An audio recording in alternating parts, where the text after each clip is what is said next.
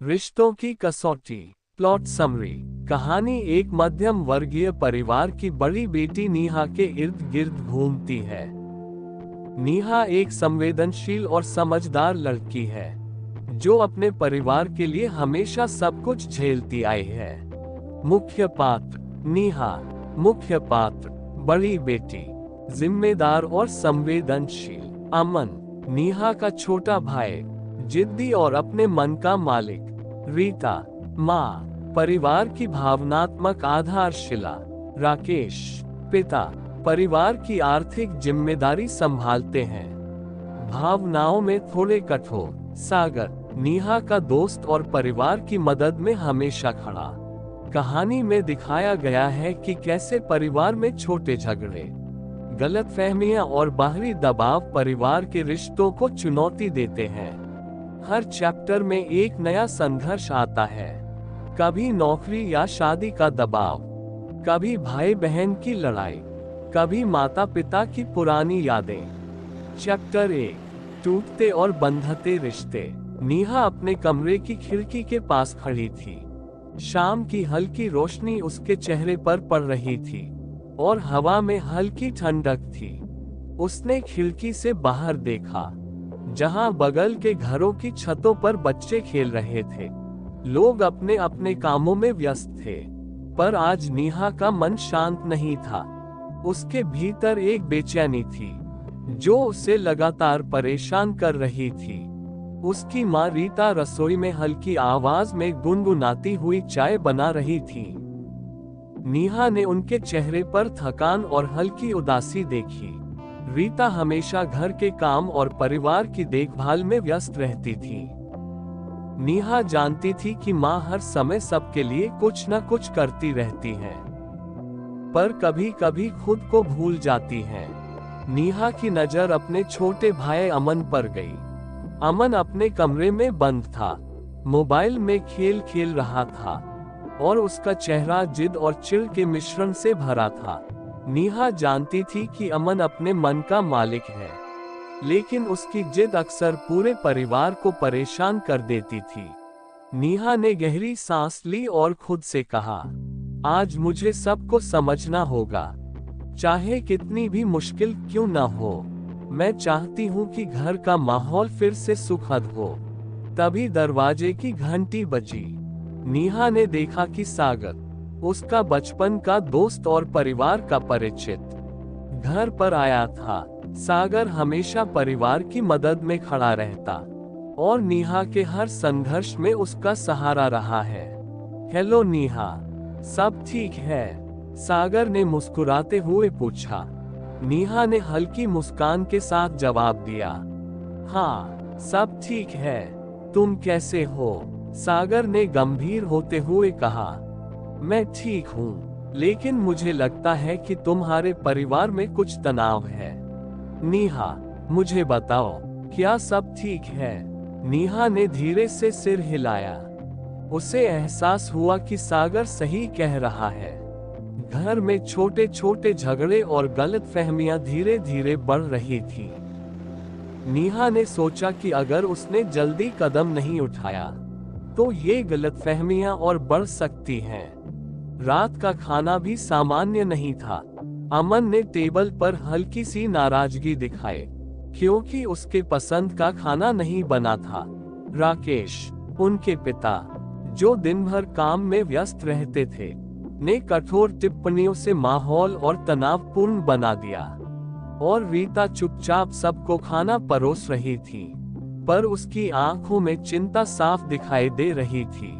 नेहा ने सोचा कि अब उसे ही कदम उठाने होंगे। उसने अपने दिल में संकल्प लिया कि वह परिवार के बीच आने वाले हर झगड़े, हर गलतफहमी और हर तनाव को प्यार और समझदारी से सुलझाएगी। रात को जब सब सोने गए, नेहा अपने कमरे में बैठकर डायरी निकालकर लिखने लगी। आज का दिन सामान्य नहीं था। मुझे एहसास हुआ कि अगर मैंने समय रहते कदम नहीं उठाए तो घर में दूरी बढ़ सकती है। मैं ठान चुकी हूँ कि अब मैं अपने परिवार की समस्याओं को समझदारी और प्यार से हल करूंगी। नेहा को ये भी पता था कि उसका ये कदम आसान नहीं होगा। छोटे छोटे झगड़े और गलतफहमियां उसे लगातार चुनौती देंगे। अगले दिन सुबह नेहा जल्दी उठी और अपने छोटे भाई अमन को तैयार होने में मदद करने लगी। अमन को स्कूल जाने में हर दिन अलग समस्या होती थी, कभी टाइमिंग, कभी पढ़ाई, कभी उसके दोस्तों की वजह से झगड़ा। अमन, जल्दी करो वरना तुम देर हो जाओगे, नेहा ने हल्की मुस्कान के साथ कहा। दीदी, मुझे खुद पता है कि मुझे क्या करना है, अमन ने झुंझलाहट में जवाब दिया। नेहा जानती थी कि अमन को खुद पर भरोसा करने देना जरूरी है, पर कभी कभी उसकी जिद उसे परेशान कर देती थी। सुबह के नाश्ते पर माहौल कुछ शांत था, लेकिन नेहा को पता था कि यह शांति केवल क्षणिक है। राकेश ने अखबार पढ़ते हुए गंभीर आवाज में कहा, नेहा, तुमने घर की जिम्मेदारियों को संभालने में अच्छी कोशिश की है, लेकिन कभी कभी तुम्हें खुद पर भी ध्यान देना चाहिए। नेहा ने मुस्कान के साथ जवाब दिया, पापा, मैं कोशिश कर रही हूँ कि सब ठीक रहे। रीता ने ध्यान से देखा और अपनी चिंता छिपाते हुए कहा, सही कह रही हो बेटी, परिवार को एक साथ रखने में तुम्हारा योगदान महत्वपूर्ण है। दोपहर में नेहा अपने कमरे में बैठकर स्कूल की किताबें पढ़ रही थी, पर उसका मन पढ़ाई में नहीं लग रहा था। वह बार बार अपने परिवार के हालात और आने वाले संघर्षों के बारे में सोच रही थी। तभी फोन की घंटी बजी। नेहा ने देखा कि सागर का मैसेज आया था, मैं आज शाम घर आ रहा हूँ, कुछ जरूरी बातें करनी है। नेहा ने गहरी सांस ली। उसे एहसास हुआ कि आज शाम का समय उनके परिवार और रिश्तों के लिए महत्वपूर्ण होने वाला है। शाम होते ही नेहा ने अपने परिवार से इजाजत लेकर पार्क की ओर निकल गई। पार्क में हल्की हवा चल रही थी, पेड़ धीरे धीरे हिल रहे थे और दूर शहर की हल्की रोशनी ने वातावरण को शांत और हल्की रोमांचक बना दिया। सागर पहले ही बेंच पर बैठा था। उसने नेहा को देखकर हाथ हिलाया।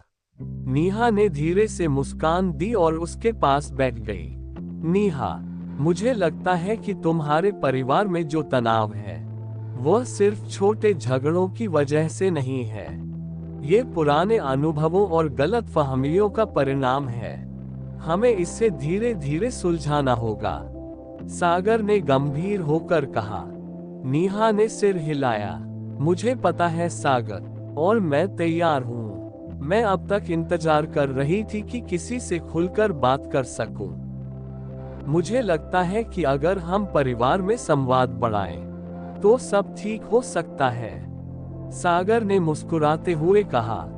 हाँ नेहा, और मैं हर कदम पर तुम्हारे साथ रहूंगा। हम सब मिलकर इसे संभाल सकते हैं। नेहा को राहत मिली। उसे पता था कि अकेले वह ये नहीं कर सकती थी। परिवार में सुधार लाने के लिए उसे समर्थन की जरूरत थी, और सागर का साथ उसे मजबूत बनाता था। रात को घर लौटते समय नेहा ने देखा कि अमन अपने कमरे में बैठा था, पर अब उसका मूड बेहतर लग रहा था। राकेश और रीता भी थोड़े सहज नजर आ रहे थे।